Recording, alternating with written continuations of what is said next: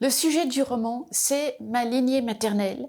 Ma mère depuis son enfance jusqu'à son âge adulte, vue sous l'angle de sa lignée maternelle, c'est-à-dire de sa mère, mais aussi de sa grand-mère. C'est là qu'on découvre que ma mère est au bout d'une lignée maternelle de haine. Et donc ma mère termine une lignée de haine et la transforme en une lignée d'amour. Dans ce livre, j'essaie aussi de remonter aux sources d'un tabou maternel. C'est un mal très mystérieux. Par définition, je ne sais pas d'où il vient. Il y a de la haine dans ma famille maternelle, d'où la nécessité pour moi de changer tous les noms, parce que la haine, c'est quand même quelque chose de très grave. J'essaie de comprendre d'où elle vient. Je ne le comprends pas, en fait, puisque ça ne fait que repousser le mystère. De la haine de ma grand-mère vient de la haine de sa mère, mais l'explication de la haine de sa mère ne me convainc pas. Bon, c'est une femme déclassée. Évidemment, ça doit être très dur d'être une femme déclassée. Mais de là à avoir une telle haine pour ses enfants, il doit y avoir une autre explication. Cette explication m'échappe. Mais ce qui me fascine le plus dans toute cette histoire, c'est ce que ma mère vient faire dans tout ça. Même ma mère qui baigne dans cette haine. La haine de sa mère, la haine de sa grand-mère, la haine entre ses parents. Elle voit aussi sa mère haïr ses sœurs. Ma mère est au milieu de tout ça, mais comme un poisson dans l'eau, et ne hait personne, et au contraire, aime tout le monde. Elle en a juste tiré ce qu'elle pouvait en tirer, et ce qu'elle en a tiré, c'est le tant mieux. Le tant mieux, qu'est-ce que c'est ? C'est l'optimisme paradoxal. C'est tout va mal, donc tout va bien. Tout va mal, mais je ne suis pas responsable de ce mal. Donc je décide que tout va bien, et ma joie commence maintenant. Et ma joie n'a rien à faire de ce mal. Je ne suis pas coupable de ce mal, donc je m'autorise la joie absolue. J'ai toujours vu ma mère dans cette situation. J'ai toujours vu ma mère être la seule personne à réagir au mal dans mon entourage. Dans toutes les circonstances, chaque fois que le mal se manifestait, mais même un mal extérieur à la famille, je pense à l'agression que j'ai vécue quand j'avais 12 ans, c'est toujours ma mère qui a fait les seuls commentaires. Que ces commentaires peuvent être vus comme insuffisants ou peut-être pas pertinents. Le fait est là, c'était la seule personne qui avait l'air de voir qu'il se passait quelque chose de pas normal. Et ça, c'est le signe d'une personne très forte. Il y a une scène mythique dans ce livre que ma mère m'a racontée bien des fois. Donc ma mère avait 8 ans, c'était vraiment une petite fille. Ses parents se haïssaient et comme son père avait la force physique, il battait sa femme. Et ma mère a vu et entendu son père battre sa mère. Et pour elle, c'était vraiment une horreur. Et la grande sœur de ma mère assistait à ça, mais pétrifiée, mais c'est ce qui est l'attitude normale d'un enfant qui assiste à une telle scène. Mais pas ma mère. Ma mère, ça l'a mise tellement en colère que du haut de ses 8 ans, elle est allée s'emparer de la poêle à frire, mais imaginez la poêle à frire du passé, vous savez, très lourde. Enfin, à mon grand âge, je vous assure, j'ai du mal à porter une poêle à frire, surtout à la brandir comme ça. Et ma mère, du haut de ses 8 ans, est allée menacer son père en disant « Si tu ne lâches pas maman tout de suite, je te tue !» Et il a obtempéré parce qu'il a senti qu'elle le ferait vraiment. Et cette scène est vraie. Et je sais qu'il m'est arrivé de voir ma mère en colère, ma mère qui était une femme d'une très grande bonté, d'une grande générosité, très agréable à vivre. Quand il y avait des situations graves, je revoyais la petite fille capable de grande violence, mais vous savez, Hulk, pour défendre quelqu'un.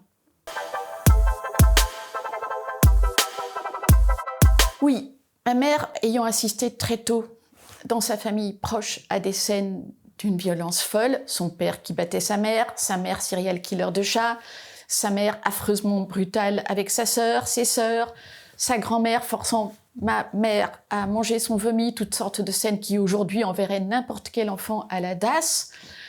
Ma mère a développé le plus naturellement du monde et à son insu ce qu'on appelle aujourd'hui une dissociation. Ma mère ne savait pas qu'elle était dissociée. Elle était donc double. L'immense majorité du temps, j'ai connu ma mère comme étant le Dr Jekyll, c'est-à-dire une femme charmante, puissante, intelligente, présente, protectrice. Mais peut-être que 10% du temps, et sans qu'on le sache bien sûr, tout à coup ma mère devenait Mr Hyde et elle n'en savait rien. C'est-à-dire une personne méchante, dur, brutal. Et je pense que c'est juste inévitable quand un enfant a assisté à des scènes de violence et si ces scènes ne sont pas signalées, répertoriées et si cet état de choses n'est pas soigné, se développe immanquablement une dissociation. J'ai toujours vu ma mère double et ne sachant pas qu'elle était double. Et je crois qu'à cause de ça, j'ai moi aussi développé un aspect double. C'est très différent. Je ne suis pas dissociée. Moi, je sais que je suis double. Ça ne s'est pas passé à mon insu. J'ai fait ce que j'ai pu pour créer. Et c'était pas du tout dans le but de tromper mon monde. C'était dans le but de survivre. J'ai survécu. Mais bon, on ne survit pas sans un double. Moi, je n'ai pas pu survivre sans un double.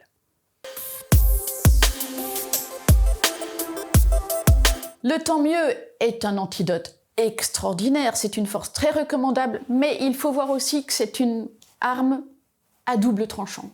Le tant mieux tel que je l'ai toujours vu, accompli et vécu par ma mère, lui a garanti une vie de femme adulte exceptionnelle, une jeunesse fructueuse, mais j'ai vu ma mère approcher de la fin, donc vivre sa mort.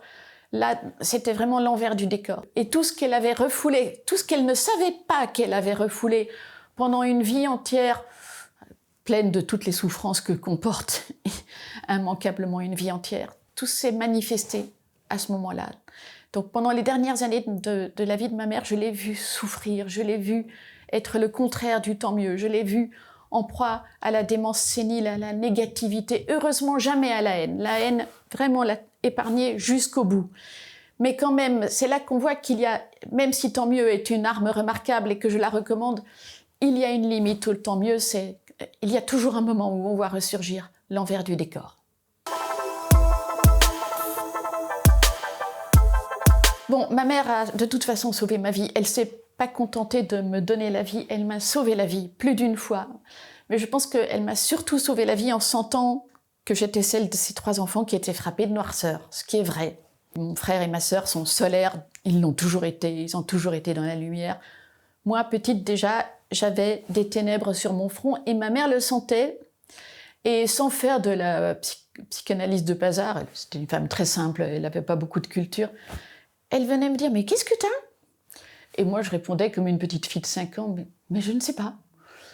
Et elle me répondait le plus simplement du monde, « Tu n'as pas le droit. » C'était dit gentiment, mais fermement. « Tu n'as pas le droit. Tu n'as pas le droit de céder aux ténèbres. » Il y a des gens qui m'ont dit que cette réponse était violente. Moi, je trouve le contraire. Je trouve que cette réponse est salvatrice. Merci à ma mère de m'avoir inculqué que je n'avais pas le droit de céder aux ténèbres. Qu'est-ce que ça m'aurait apporté de céder aux ténèbres ? Je suis très heureuse d'avoir vraiment assimilé le fait que je n'avais pas le droit de céder aux ténèbres. J'ai aussi, bien sûr, assimilé le tant mieux, mais il faut le rappeler, chez moi, le tant mieux, il est de seconde main. Par ailleurs, je ne suis pas une absolutiste du tant mieux, je suis quelqu'un qui craque très régulièrement, qui pleure très régulièrement. Je ne suis pas totalement du côté de la lumière. J'ai laissé quand même une très bonne part aux ténèbres. Les ténèbres s'emparent souvent de moi. Je ne me montre pas trop quand je suis la proie de mes ténèbres, mais enfin, je suis quand même régulièrement en proie aux ténèbres. Et je pense qu'il y a à cela une part d'hygiène. Parce que, voilà, si on ne vit pas aussi sa part de ténèbres avant sa mort, le risque est très grand de ne vivre ces ténèbres que dans la mort. Et bon, ma mère a quand même prouvé, et j'en suis bien triste, que si on vit toute sa vie du côté lumineux, peut-être que les ténèbres nous rattrapent juste au moment de mourir, et il vaut mieux ne pas mourir dans les ténèbres.